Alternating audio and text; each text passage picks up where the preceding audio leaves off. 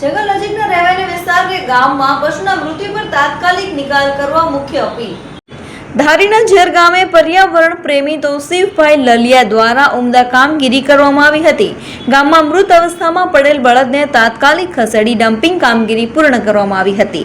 વન્ય પ્રાણીઓની પજવણી અને માનવ હુમલાના કિસ્સાઓ રોકવા માટે લોક જાગૃતિનો સંદેશ ફેલાવ્યો છે। જંગલ નજીકના રહેવાના વિસ્તાર કે ગામના પશુના મૃત્યુ પર તાત્કાલિક નિકાલ કરવા મુખ્ય અપીલ કરાઈ છે। મૃત પશુઓનો ત્વરિત નિકાલ થવાથી વન્ય પ્રાણીઓ રહેણાંક વિસ્તાર તરફ આકર્ષાતા અટકશે।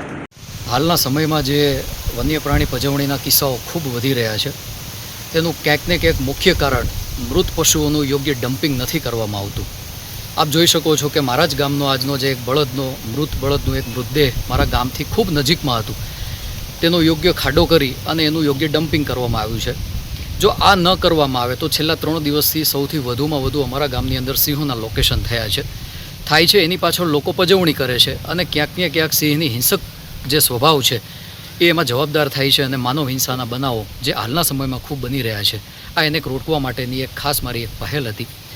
લોકોને પણ એક ખાસ કરીને અપીલ કરવામાં આવે છે કે આપના ગામની આસપાસમાં કોઈ એવું મૃત પશુ કે કોઈ માલઢોર મરી જાય તો એનું યોગ્ય ડમ્પિંગ કરો, જેની ગંધથી વન્ય પ્રાણી આકર્ષાય નહીં અને આવા કોઈ અનિચ્છનીય બનાવ ન બને, જેની પ્રાથમિક જવાબદારી સમજી અને દરેક લોકો પોતાની જાગૃતતા દર્શાવે તો હાલના સમયમાં જે બનાવો બની રહ્યા છે માનવ હિંસાના અને સહઅસ્તિત્વનું જે ઉત્તમ ઉદાહરણ છે એ આપણે ક્યાંક ને ક્યાંક પૂરું પાડી શકીએ।